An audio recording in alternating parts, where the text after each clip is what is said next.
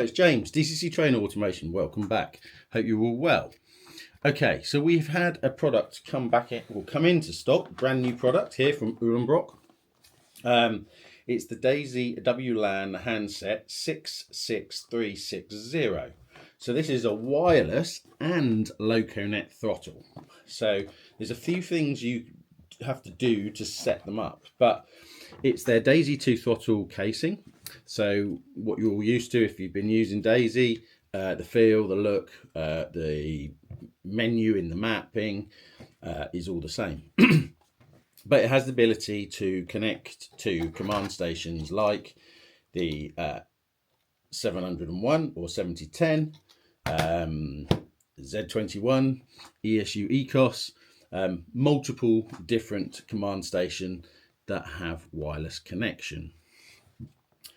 But it's not maybe the simplest unit to set up. So I just want to go through the process and try and explain to you how to set it up with the 7001 or 7010 if it's the non-upgraded DR5000, and show you the few steps that I've done to get this working, and it doesn't take much. Now also at the same time, I'm also going to show you how to set up the Roco wireless multi-mouse as well with the 7010, because a few people are still struggling to do this. Now, in terms of how these two throttles work and how they connect to the 7010, it's very similar.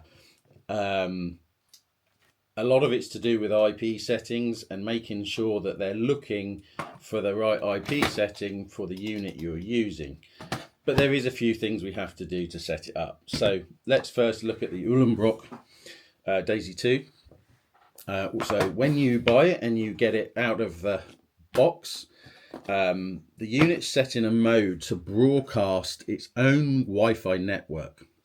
So when we look at the computer, I'll show you this on the screen, and we go to our Wi-Fi settings and the unit's turned on, the first thing it does is turn on in that mode. Okay, so on the screen you can see a signal up in the corner. So hopefully this is broadcasting. And any computer that has Wi-Fi, if you go to your Wi-Fi settings, you'll be able to find something that basically says Daisy and the serial number for that particular unit. Okay, so the first thing we do, it is an unsecure network, so you just connect to it with your computer.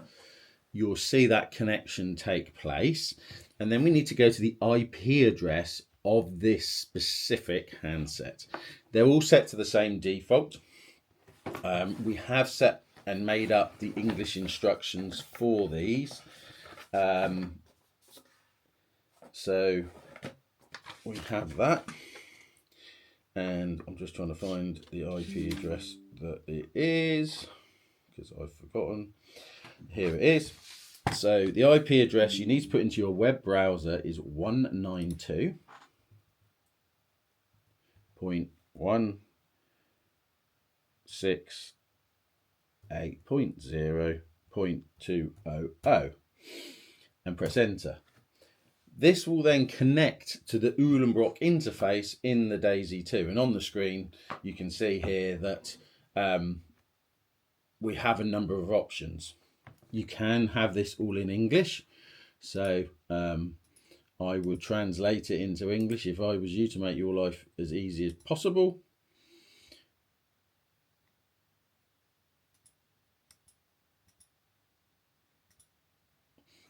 And the first thing we need to go to is down the bottom here. Now this opens up a number of different things, one about this handset and one about the command station you're trying to connect it to. So there's a few little things we have to set up to make it work with the 7010 in the first instance. It's not a lot, but it's something if you don't get right, it doesn't work. Now let me just look at my notes here because I don't want to get it wrong. So the best way to connect to the 7010 is LocoNet over TCP. This is the settings that YaMoRC have suggested to us. And it's the binary one. So we have to go down to that binary one, which we can see here. And at the moment, you'll see it's set to 1. Okay. That is what we want it set to for the 7010. We then need to go further down. It says host part 1, 2, 3, and 4. This is the IP address of the 7010 you want to connect to. Okay. So it's very important that we get the information from the 7010 for the wireless setup you've got in the 7010. If you haven't changed the default, it doesn't matter, you can use that. But we need to make sure we've got exactly the right version of the IP address, so the handset is looking directly at the right command station when it's wirelessly connected, because otherwise you could connect maybe wirelessly to it, but it doesn't get the protocol link.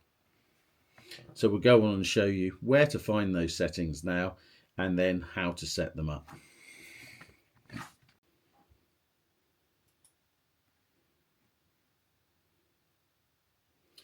Okay, so we open up the YaMoRC configuration software and open up the software for, in this case, a 7100, which we can see on the screen. And then we go to the Wi-Fi tab. And in here, we can find the IP address of this specific Wi-Fi access point unit. Okay, so it's 192.168.16.254. So we need to put that information into here, 192.168.16.254.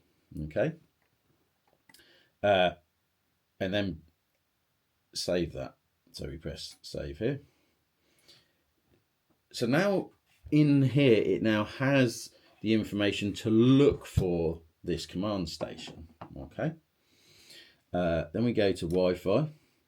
We now need to put in here the SSID network name and the password for the 7010. So again, we have that here. So here is the SSID. So we copy that, and you can see the password. That's the default one. So we put that in and save that. This then will reboot.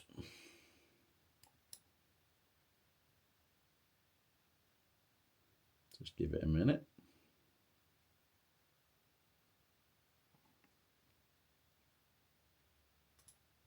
Oops. You'll see that the connection's now gone in our browser. But now when we look in the YaMoRC configuration software, we can see the connection to this new device. It says there's no host name. It's the MAC address, the IP address of this unit now, because it's reassigned it, and when it expires. Okay, so now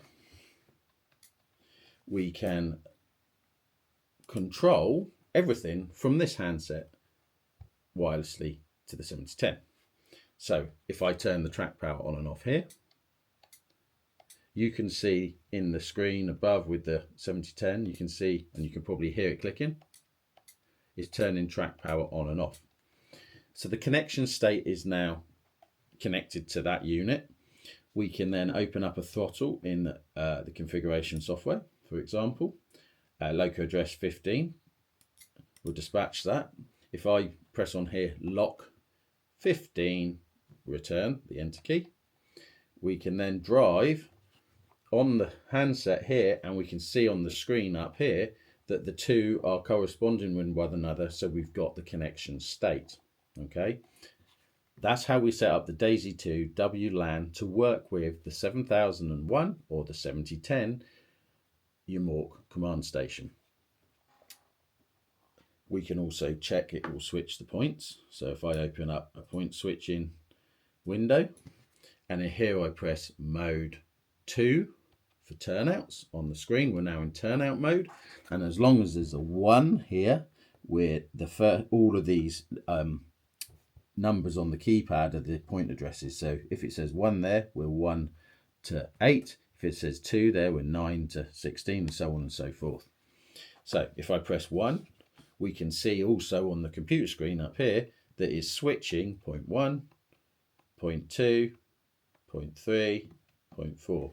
So the full flexibility of the throttle is working. There's no more connection things needed at all. The other lovely thing about this handset is, as the battery gets low, as we are now, it's flashing low, I can just plug a LocoNet cable in from either a fascia plate on the side of the layout or anywhere on LocoNet, and it will be charging at the same time as you're using it. Once it's fully charged, you can just unplug and carry on working wirelessly. So it gives you the flexibility to always be able to use the throttle. So we really like these throttles. We've got them in stock now. We have all the English instructions set up and in the boxes. If you're interested, please go to our website, dcctrainautomation.co.uk, and have a look. If you need any other help, drop us an email, give us a call, whatever suits you. We can talk you through it if you're not 100% sure. It does look a bit daunting to start with, but actually it's quite simple. Hopefully this video has helped you. If you would like and subscribe, that would also be wonderful. Thanks a lot. Bye-bye.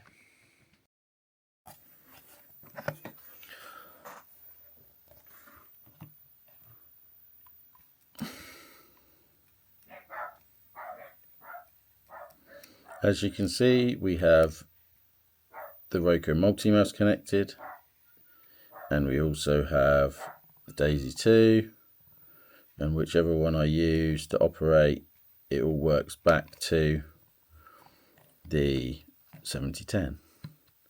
So the functions work. As you can see, whichever throttle I press, it all's working as we want. And it mirrors everywhere. So this is two different brand of Wi-Fi throttles connected to the 7010 or the 7001 at the same time using two different protocols. This is the benefit of the upgrade from the DR5000. You can run multi-protocol connections at the same time, and as we can see, it works absolutely perfectly.